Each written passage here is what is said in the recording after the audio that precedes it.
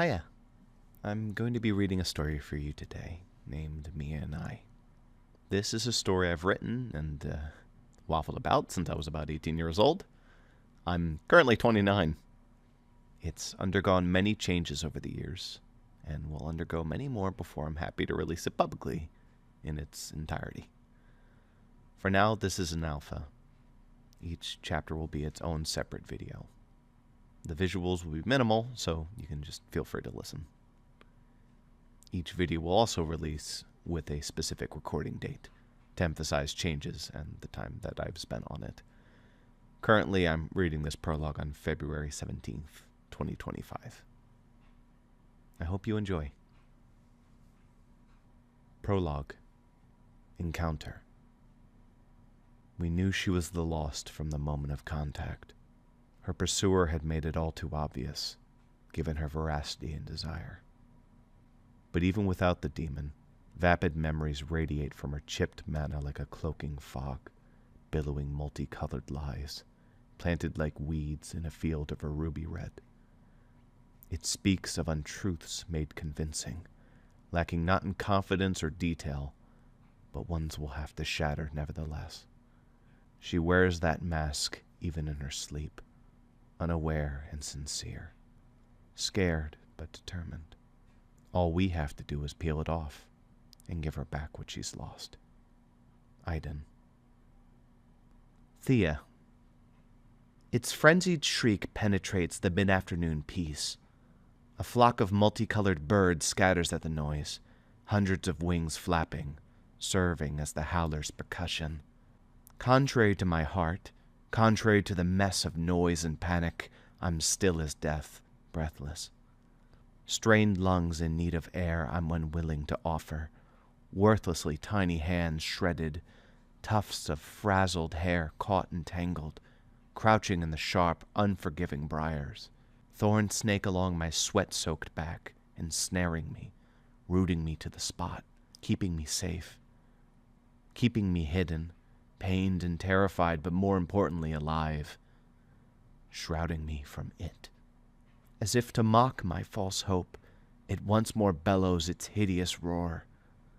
A harrowing cry, louder than an army of horses in full gallop, closer than the certain death it promises, descending into the forest clearing with a thunderous crash.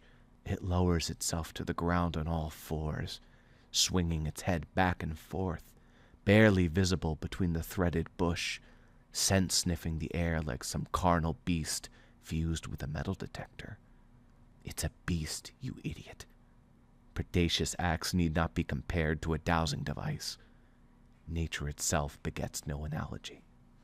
But it's not a natural beast, is it? 4 humanoid limbs, 2 gangly legs, 2 hulking arms, all of its limbs extending to a disgusting, inhuman angle. Its head is indented like a cowled helmet, lacking eyes or a nose, though apparently it can smell. A sound akin to sniffing accompanies its swinging head. It's trying to locate my scent, but it's not finding me. Maybe it's blind. That'd be a very welcome assumption, one based on hope first and foremost, but also logic. If it truly lacks eyes, how can it possibly see me? It can't see me. Case dismissed. Though such a glorious affirmation would make hiding in this bush redundant, I don't care. It'd be a critical advantage, one I can lord over it. Who knows? Maybe the faint odor of this thorny bush could throw it off as well. Surely. It can't see me or smell me. That has to be true. Wishful thinking, yes. Too wishful. Hope is worthless. Survival is everything. I have to assume that this hideous beast can see me, even without eyes. And it'd be foolhardy to assume my smell is untraceable. Not after that generous spritz of perfume I applied. Have to smell inoffensive for those brats in Faulkner, little lady. What a cheesehead. As if I couldn't wait to apply the crap until we saw the town gate. No, of course not. He's not the one being chased, now is he? Enough. Calm down. Anger is pointless. Cheesehead isn't here. I left him a mile back with a great head start and the easiest escape of his life. While my bones get gnawed and tenderized, he can just slip away with the cart unopposed. I never should have agreed to walk down to Crisper with such a slimy creep, but it's far too late for those kinds of thoughts. The beast is upon me, and it's clearly potent at hunting. My initial impression of this detestable creature was admittedly less a careful observation and more a reckoning with actualized horror, so who even knows what senses that thing has? For all I know, it has thousands of eyes along all its skin, porous and invisible to the naked eye, like some fantastical being of dark fiction, penned by only the most deranged madmen. Anything feels possible in a world that spawns such a vulgar beast. The cuts and scrapes on my arms and face pale in comparison to what that thing could do to me, what it wants to do to me. From where I'm hiding, it can't see me. There's just no way. It can't see me. I'd scream if it could. I couldn't hold back when I spotted it earlier, and it seems incensed by my terrified, miserable yelp. Not to mention Cheesehead's own suspiciously pathetic squeal, even though he advertised himself as being of the stoic and unyielding sort. Be it luck or holy intervention, my stubby legs somehow carried me away from its bounding chase. I was granted a critical moment to hide and cower here in this thorny bush. I had the lion's share of its ire, and yet I still escaped, defying my own expectations. But now my body feels rigid and unresponsive. Utter panic and despair have taken me hostage, sapping my energy to empty. I have nothing left. If it found me again, I'd be, several words, chopped to several pieces as well, courtesy of its 10 dagger-length fingernails, extending from its massive hands the size of half my body. And on each crimson arm, there's a sharp, dirty blade that extends from its wrist to elbow. Of course I noticed those. Not the eyes or the nose it may or may not have, or any of the other necessary gauges of sensory ability. No, focus on the horrific limbs of death. Yes, how useful. That thing could have oven mitts for hands and cotton candy for skin, and it'd still smash me to a bloody pulp. I need to stop. I need to stop this ugly, self-defeating attitude and figure out what my options are. For one, running is absolutely out of the question. I kept telling them I'd practice more. I'd go for more runs on my own, slim down, improve my endurance and speed. I promised... Who did I promise again? Its voice shakes me from thought. A blood-curdling hum, deep and unintelligible. More controlled than its earlier screaming, yet somehow just as terrible. A language beyond my ability to comprehend, which only furthers the pit in my stomach to sink. Deeper, deeper, deeper. I feel queasy and faint. Whatever I'd eaten this morning ironically threatens to exit back out, in contrast to that foul pit lowering in my stomach. I lack the will to choke back my bile, but I force myself to endure in quiet suffering. Surely I'd hear that, or smell that. More options. Think. I could try to fight it. Throw a big rock at its face and make it leave. Actually, I'm done coming up with plans. Let's stick with the more reliable solutions, like holy intervention. Loud, crashing footfalls. No grace or delicacy. Not even the animalistic lithe of an apex predator. A bull in a craftsman's shop, but 4 times bigger, beyond the realm of anything and everything else this world offers. A vile creature of blind, unfeeling erasure. A monster. I'm being hunted by a God's forsaken monster. The monster hunches near a tree, turned away from where I'm at. Obscured by the bush and my blurry vision, I can only make out its lower half. Thin and oblong, finely furred and patched in places, a facsimile of humanity. An insult to life. A monster. I can hear it snake its gnarled limbs around the trunks, scraping its hairy skin and blade arms along the bark, crowing its ugly, awful intonations in an almost rhythmic hum. Maybe it's taunting me. Maybe it's the world's worst final prayer. I consider running again. Option 1's back on the table because there is no option 3, and option 2 sucks hard. Perhaps I'm feeling desperate to grind the last shred of common sense from my brain in favor of pure survival instinct. Me versus the monster in a decisive death sprint. Literally. If it relied on eyesight, now would be the best time to run. While it's turned away, yeah? But if it relies on sound, my best bet is to stay put. In either case, my survival rate is piddling. A modern-day travesty. Analysts would bet against my survival with carefree abandon, lauding the rigged optics in the thousands to one and washing fools of their coin who yet believe in miraculous escapes. There's no way out of this, Bush. There's just no way out. I'm trapped. And if it doesn't leave, if it persists, if it really, truly wants to find me, then that's my life. I'm going to die.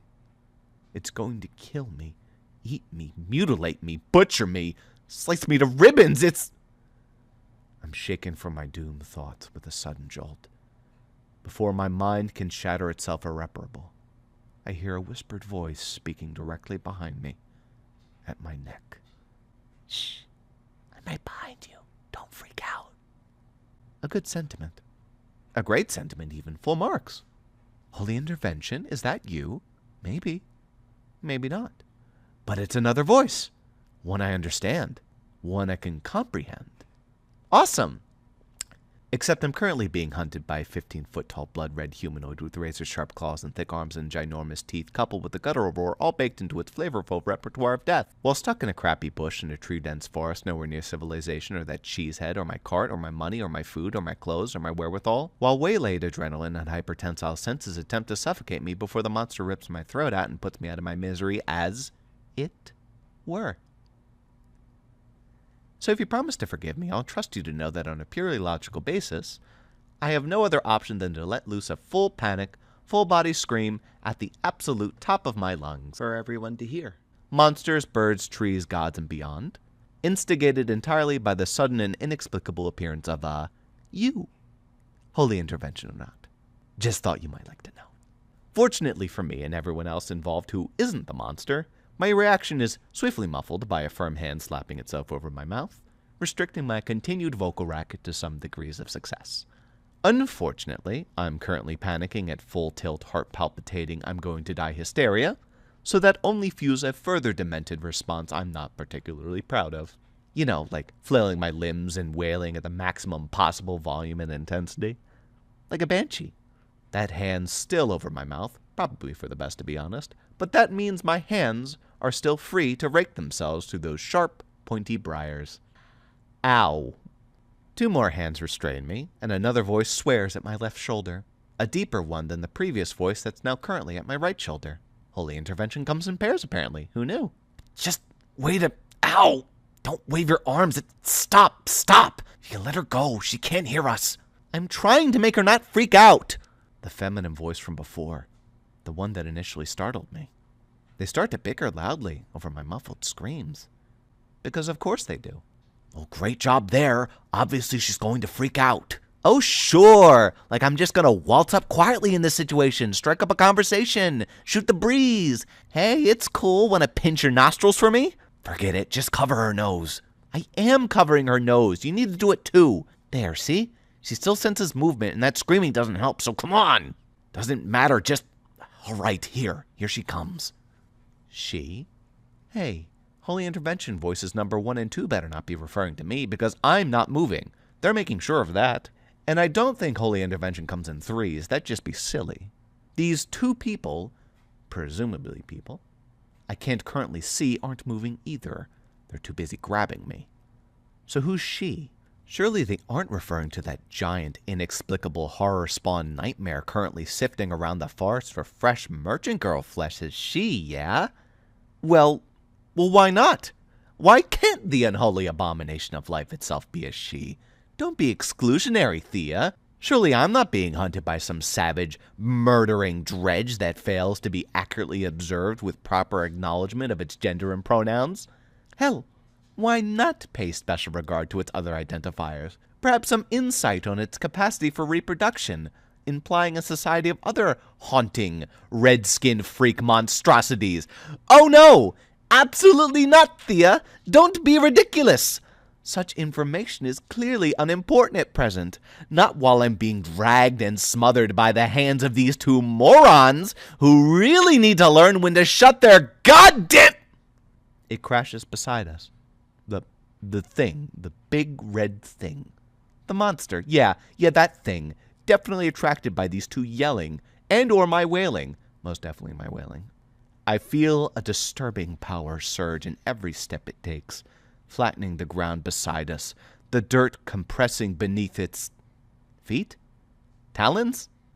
It gets worse, because it's now, here, that the two overly loud people manhandling my tear-stricken face decide in their infinite wisdom to lovingly, tenderly drag me from out of the ouchy briars and into the nice, friendly, unobstructed clearing of the woods.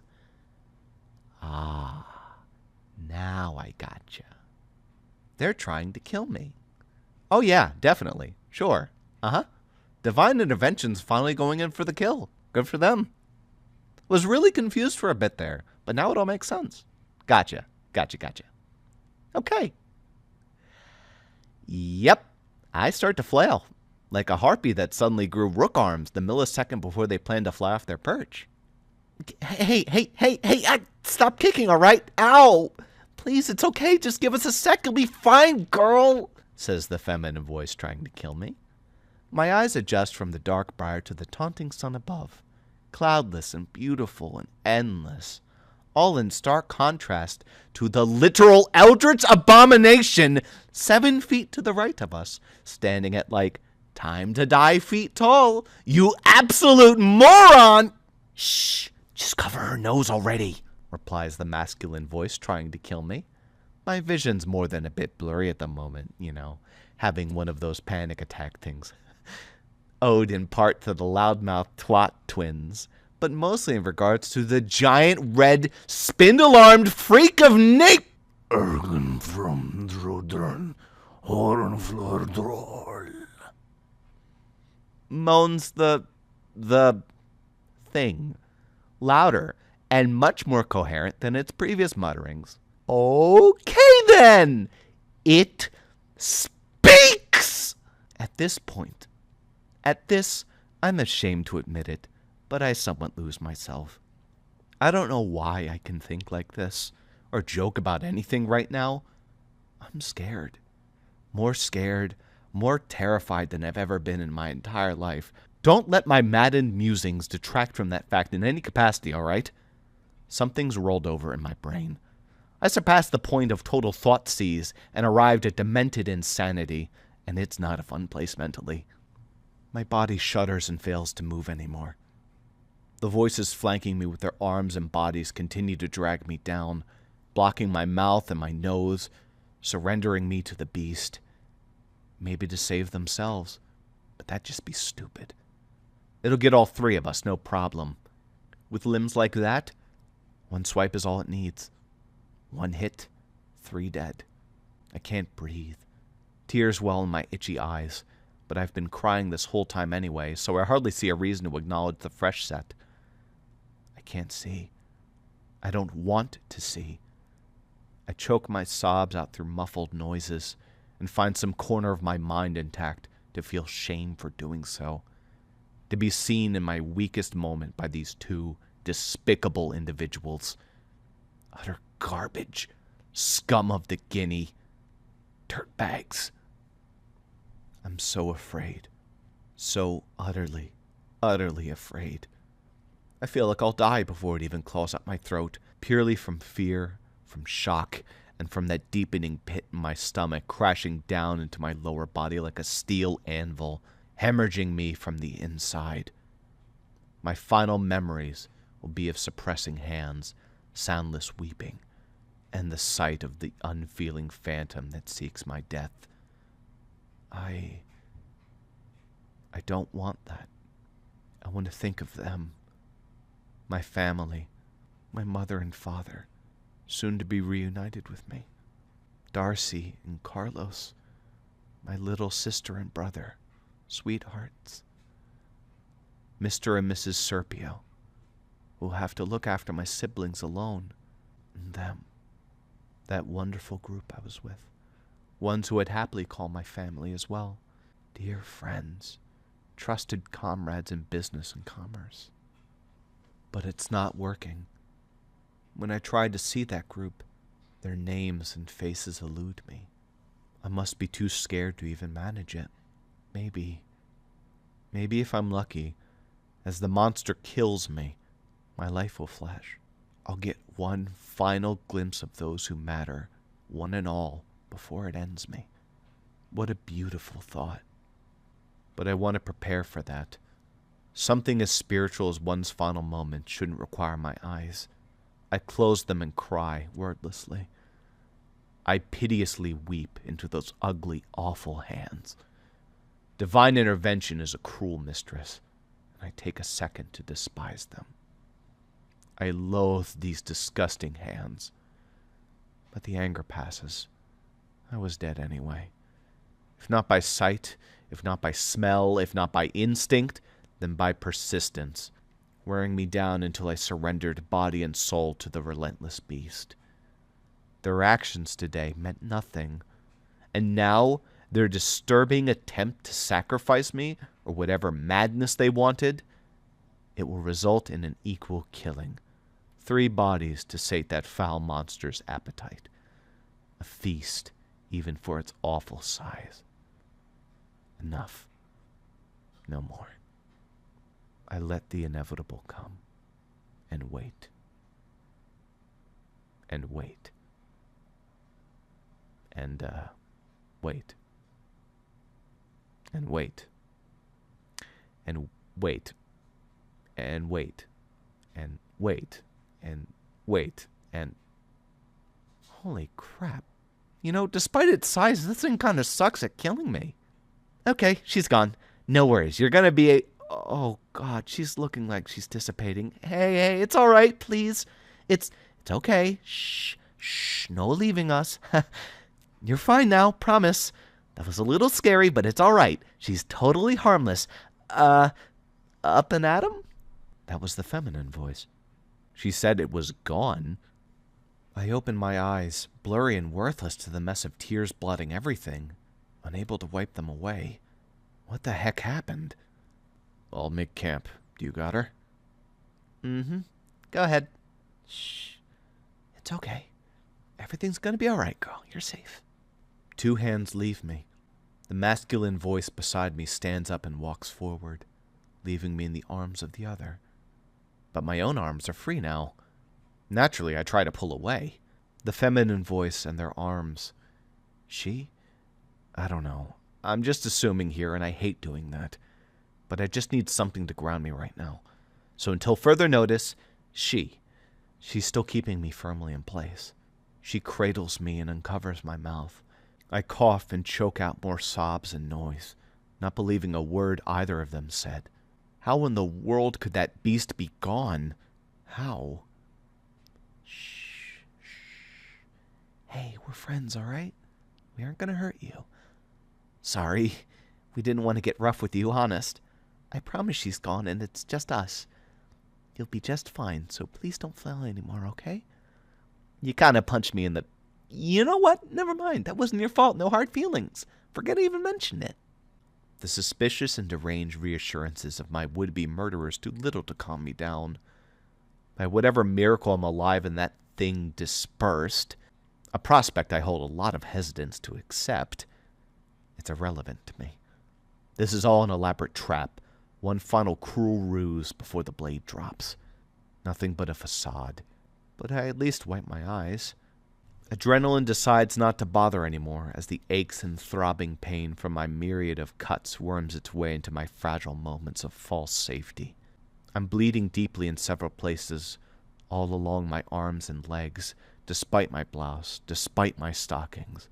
I'm crying and bleeding and scared, and I want to see. I have to see. So I wipe my eyes again, harder, and force myself to look, to find that ugly, red monster. An empty clearing. It's gone. The monster is well and truly gone. She was right. The footprints left behind in the soil and grass, the dirt and dust scattered in its wake, the looming quiet of the forest, sands, birds, and other woodland dwellers. All of it remains. But the monster is absent, leaving only behind its grim memory and contextual evidence of its prior ferocity. Gashes in the trees, broken branches, and the like, yet only so, and nothing more tangible and immediately threatening. It still exists, though, whatever it was. That monster was no fabrication, and I'm cautious to assume it's one of a kind. There could be countless of other kindred freaks dwelling in this accursed forest, eager to make a meal of me in the first one's absence. But they aren't 5 feet in front of me, so caution be damned, they might as well be 500 miles away as far as I'm concerned. For comfort's sake, I'd be happy if they remained a hard 5 million miles adjourned, or perhaps in the realm of nightmares and dark fiction. But I'll be reasonable and settle for anywhere that isn't here. And then a girl kneels down in front of me with an expression so genuinely concerned I almost instinctively reach a hand out to coddle her. Her soft eyes narrow behind black-rimmed glasses, eyeing me up and down. Her lower lip wedges between her upper lip and her teeth, and her hands run against her knees, recognizing I'm seeing her too. She speaks gently, but quickly. I'm really sorry, and I know you've been through a lot, and I know we kinda sorta didn't help with the whole panic aspect by tugging on your arms and legs, but you should really probably let Aiden patch you up, okay? Please get some medical treatment. I feel like I'm gonna pass out just from looking at you. Sorry, don't mean to make this about me, really. I'm just worried, and I want you to be okay? Please? It's not as bad as it looks. None of these cuts go too deep.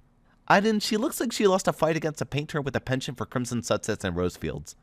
And they like hitting people with their brush. I don't even know how to approach that analogy, so I'm just going to ignore you now. Set up camp, please. Aiden, she looks like... That wasn't an invitation to make a better analogy. Please go set up the tent. The boy... Aiden? He comes into view, kneeling in front of me with a furrowed brow and an appraising scowl, wearing a pair of thicker glasses than the girl. His concern is more clinical and easy to approach, though it isn't lacking in the same warmth the girl showed. But the girl's face also lightens, and she sits up quickly, rushing over to where Aiden had been previously. In his hands, he's procured a long wooden walking staff, tipped with a yellow gem at the head and snaked with leaves down its center. This shouldn't hurt, but it might feel weird, all right? He says as the staff begins to glisten, and he aims the tip towards my stomach. Instill. Mend dispersion. A phantom sensation like wind gusting against your skin, but internally. Blustering outward, causing me to shiver on reflex. Then I feel my skin submerge, as patches of water burst and run down my arms and legs. That's how I describe the cleric's healing magic. Because that's what it is, isn't it? This boy, Aiden, he's a healer, a practitioner of curative spells. And he's just casted one on me. Beyond the sensations of mana coursing through my skin, I'm mesmerized over the very act itself. The rarity of magic handling is a trait of the past. We're due for a renaissance. Or so said that pompous cheesehead. Perhaps the only insightful remark he ever made, and I'd refuted him at the time. Proof rears its head in the strangest of places. It's a boy no older than 16, handling the task of healing my wounds with no difficulty or struggle at all.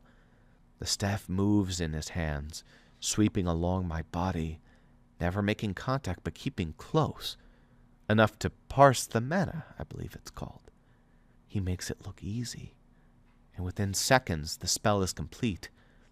The multitude of cuts and lacerations etched along my skin cease to irritate, now leaving only the dullest of itches here and there. There are no scars.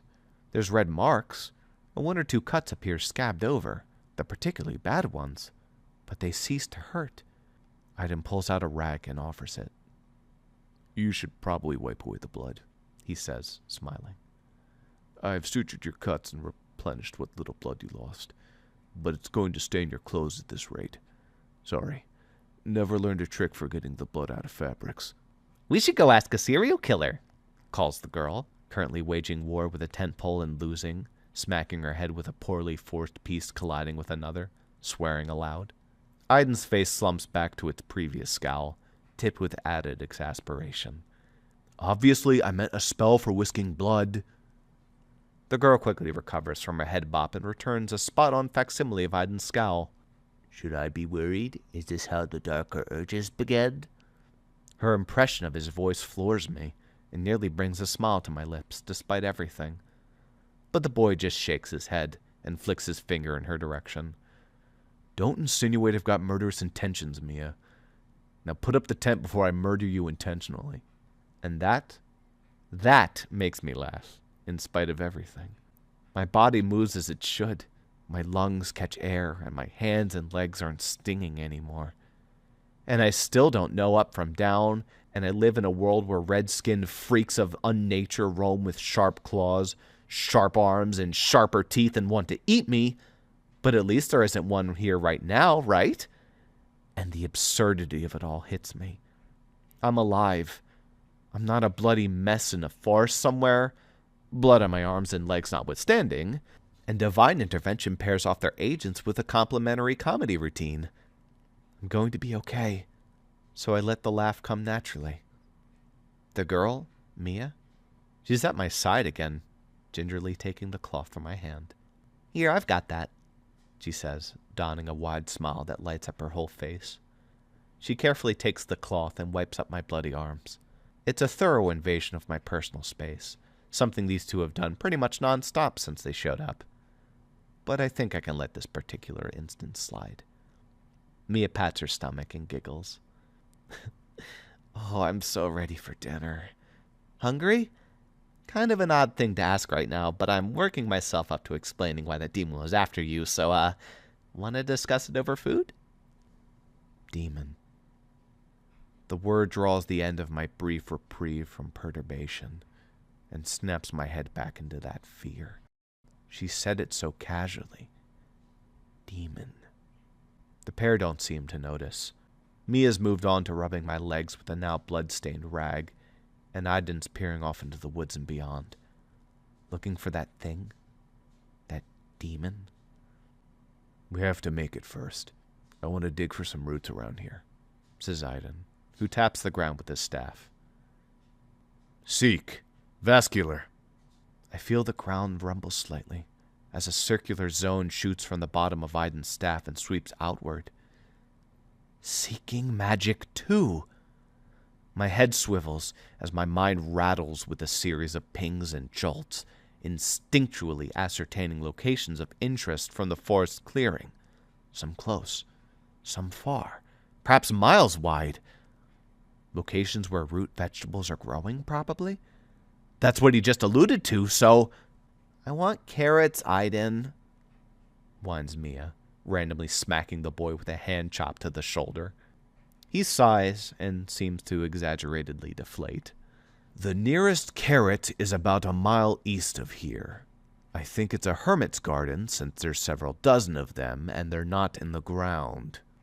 I would comment on Aiden's tone, but more importantly, he knows all that? He knows whether or not they're in the ground? That's amazing. The word falls from my mouth and immediately makes the pair swivel to face me. Their eyes seem fixated on whether I intend to say anything else, almost as if the act of me speaking is more fantastical than Aiden's magic, or that demon. And for some reason, them both paying me their undivided attention at this moment in time is really embarrassing, and kind of intimidating and sudden. There's a lot of unprocessed nightmare fuel to sift through, and here I am getting starry-eyed over seeking magic. But it's cool, darn it! And I'm already processing a lot of competing information here, demon aside. Give me a minute to catch my bearings.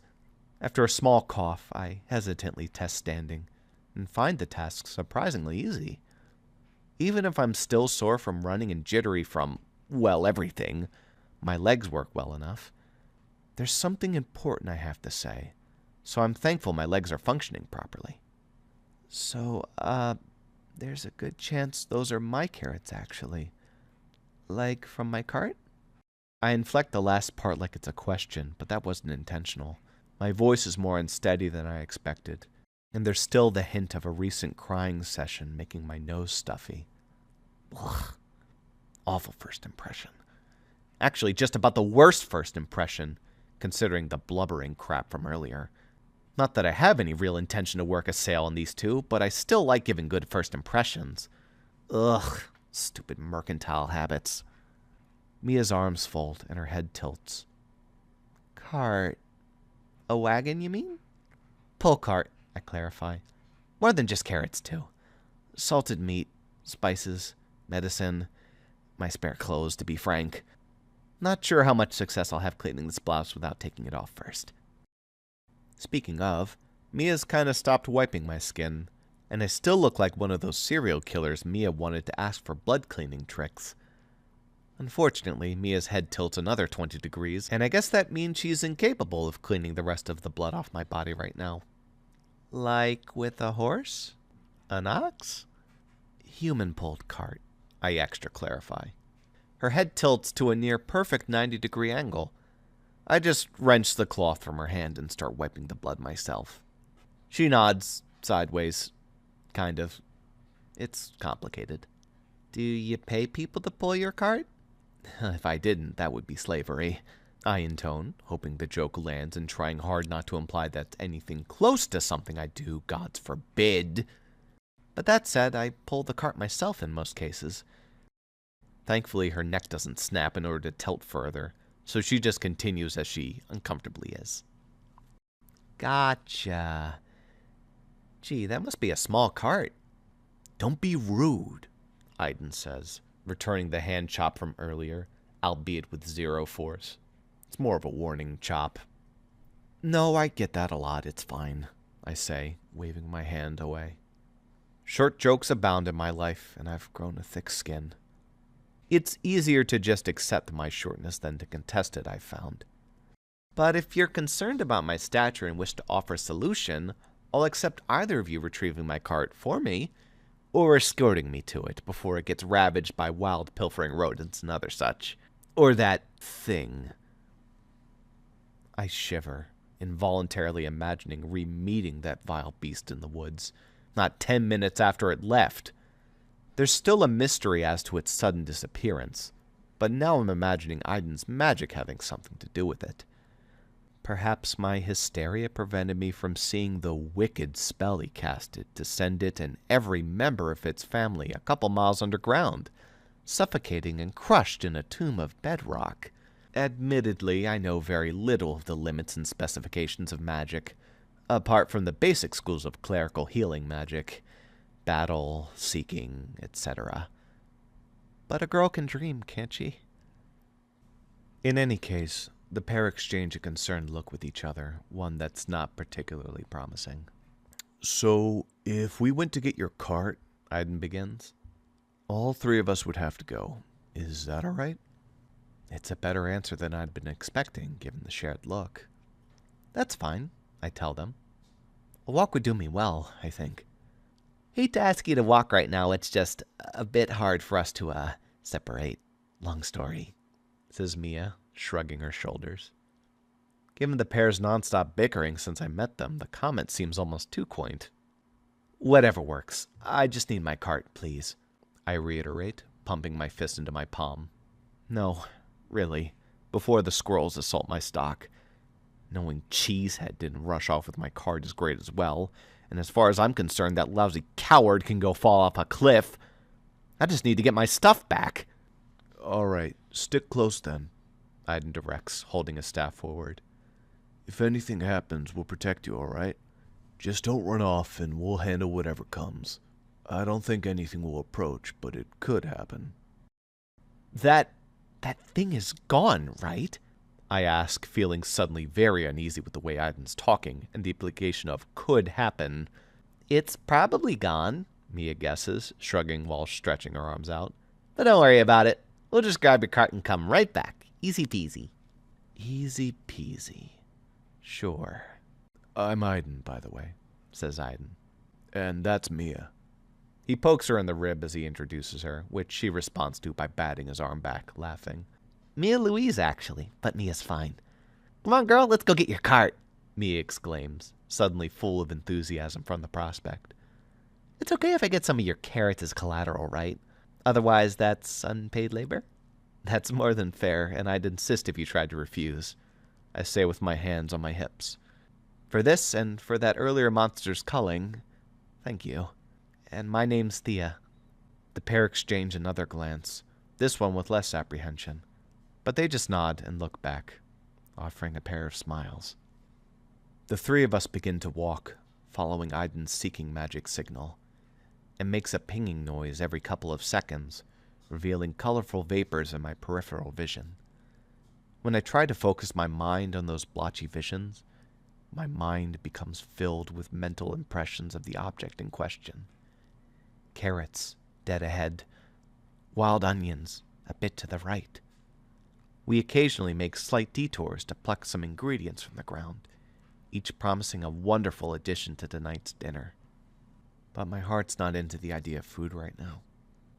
No, my heart's still beating faster than it probably should, and I'm getting a headache from snapping my head left and right, trying to find the source of every sound the forest makes. Acorn caps descending from treetops, a rabbit darting from one bush to another, nearly seizing me then and there. Each noise is another potential monster eager to devour me. I have to believe this fear will pass.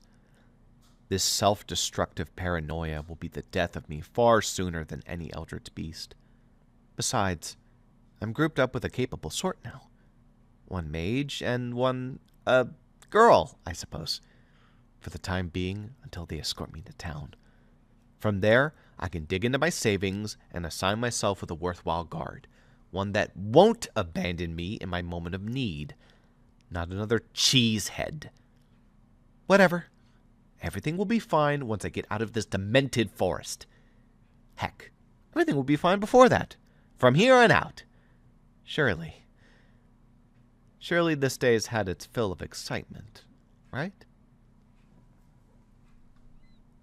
And that was the prologue. The other chapters will be recorded once they're completed and when I find the time to record them. Thanks for listening. See you next time.